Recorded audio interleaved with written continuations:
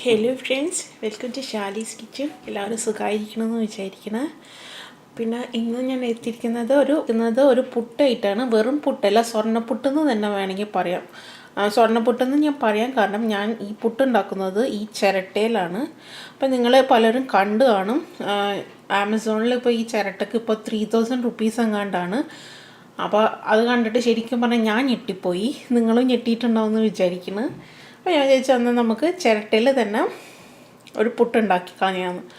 അപ്പോൾ നമുക്ക് പിന്നെ വേറൊരു കാര്യം, ഈ പുട്ട് ഓട്സിൻ്റെ പുട്ടാണ് ഞാൻ ഉണ്ടാക്കുന്നത്. അപ്പോൾ ശരിക്കും ഇതിൻ്റെ കളറ് ഇത് ഉണ്ടാക്കി കഴിയുമ്പോൾ ഗോൾഡൻ കളർ തന്നെയാണ്. അപ്പോൾ അങ്ങനെയും നമുക്കൊരു സ്വർണ്ണപ്പുട്ടെന്ന് തന്നെ വേണമെങ്കിൽ പറയാം. പിന്നെ ഇതൊരു ഹെൽത്തി ബ്രേക്ക്ഫാസ്റ്റ് ആയിട്ട് നിങ്ങൾക്ക് കഴിക്കാൻ പറ്റിയ ഒരു ഐറ്റമാണ് കേട്ടോ ഇത്.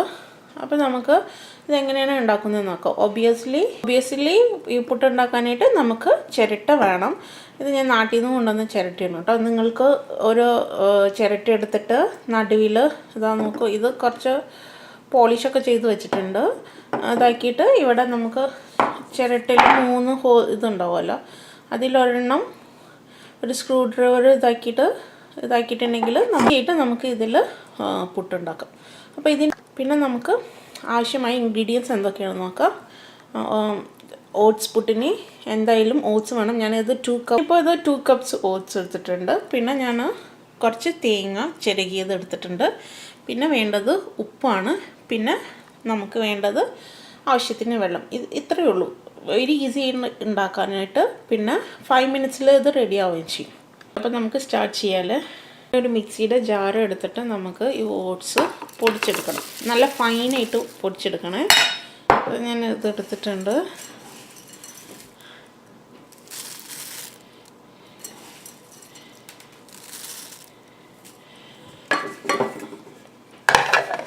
അപ്പോൾ ഞാനിത് മിക്സിയുടെ ജാറിൽ ഓട്സ് എടുത്തിട്ടുണ്ട്. ഇനി ഞാനിത് അടിച്ചെടുത്തിട്ട് വരാം കേട്ടോ.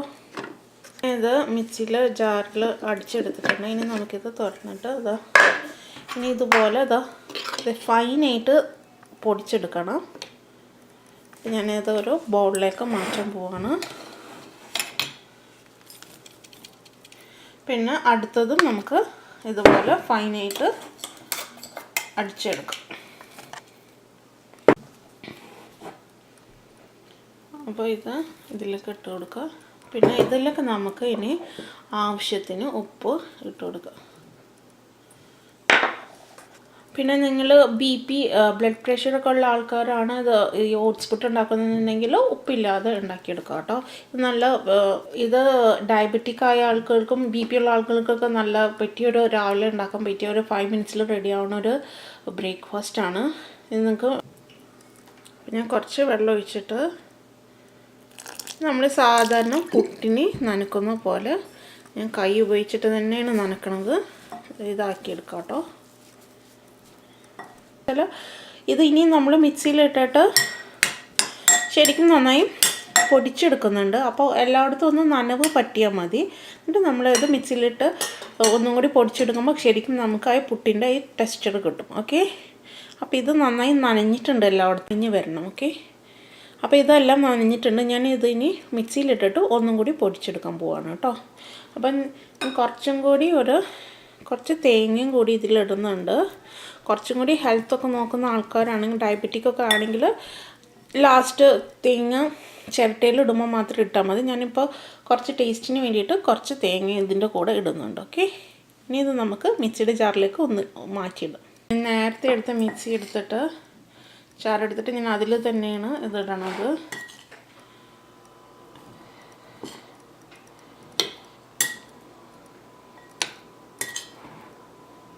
വളരെ ഈസി ആയിട്ട് ഉണ്ടാക്കാൻ പറ്റിയ ഒരു ബ്രേക്ക്ഫാസ്റ്റാണത്. ആൻഡ് നല്ല ഹെൽത്തിയാണത്. നമുക്ക് ഇതെടുക്കാം. ഞാൻ മിക്സിയുടെ ജാർ എടുക്കാൻ പോകുന്നത് നമുക്ക് ഇതുപോലെ പൊടിയായിട്ട് വരണം. ഇനി നമുക്ക് പുട്ടുണ്ടാക്കാൻ തുടങ്ങാം. ഓക്കെ. എടുത്തിട്ട് അതിലേക്ക് ആവശ്യത്തിന് തേങ്ങ ചിരകിയത് ഇട്ട് കൊടുക്കുക. ഇത് നിങ്ങളുടെ ഇഷ്ടം അനുസരിച്ചിട്ട് നിങ്ങൾ ഇട്ടോളൂ. പിന്നെ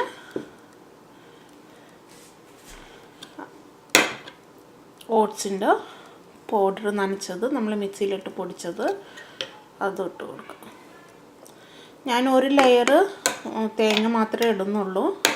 നിങ്ങൾ ചിരട്ടയല്ല മറ്റേ ഇതിലാണ് ചെയ്യുന്നതെന്നുണ്ടെങ്കിൽ, പുട്ടുകുറ്റിയിലാണെന്ന് വെച്ചാൽ നിങ്ങൾ ലെയറായിട്ട് സാധാരണ പുട്ടുണ്ടാക്കുന്ന പോലെ ഉണ്ടാക്കിക്കോളൂ. പിന്നെ ഇത് ഇപ്പോൾ റെഡി ആയിട്ടുണ്ട്. നിറയെ ഓട്സ് ഇട്ടിട്ടുണ്ട്. ഇനി നമുക്ക് ഇത് വേവിച്ചെടുക്കാം കേട്ടോ. പ്രഷർ കുക്കറിൽ കുറച്ച് വെള്ളം ഒഴിച്ച് വെച്ചിട്ടുണ്ട്. ഇനി ഇതിൽ സ്റ്റീം വന്നിട്ടുണ്ടെങ്കിൽ നമ്മൾ ചിരട്ട വെച്ചിട്ട് സ്റ്റീം ചെയ്തെടുക്കാം. സാധാരണ പുട്ട് വേവിക്കുന്ന പോലെ വേവിച്ചെടുക്കാം. അപ്പോൾ ഇത് ആദ്യം സ്റ്റീം വരട്ടെ. ആവി വന്ന് തുടങ്ങി. ഇനി തുടങ്ങിയപ്പോൾ നമുക്കിത് ഇടാം കേട്ടോ. ഇനി ഇത് ഞാൻ ഒരു 5 മിനിറ്റ്സ് നമ്മളിത് ആവിയിൽ വേവിച്ചെടുക്കണം. ഓക്കെ, അപ്പോൾ ഇത് നിങ്ങൾക്ക് അടച്ച് വെച്ചിട്ടും വേവിക്കാം കേട്ടോ. ഞാൻ ജസ്റ്റ് എൻ്റെ ഒരു കവറുണ്ട്, അപ്പോൾ ഞാൻ അത് വെച്ചിട്ട് ഒരു 5 മിനിറ്റ്സ് ഇതിലിങ്ങനെ വേവിട്ടെ. എന്നിട്ട് നമുക്ക് അടുത്ത പുട്ട് ഇതുപോലെ ഉണ്ടാക്കിയെടുക്കാം. ഈസിയല്ലേ ഇത് ഉണ്ടാക്കാനായിട്ട്. 5 മിനിറ്റ്സ് ആയിട്ടുണ്ട്. ഇനി നമുക്ക് ഇത് ഒരു പാത്രത്തിലേക്ക് മാറ്റാം.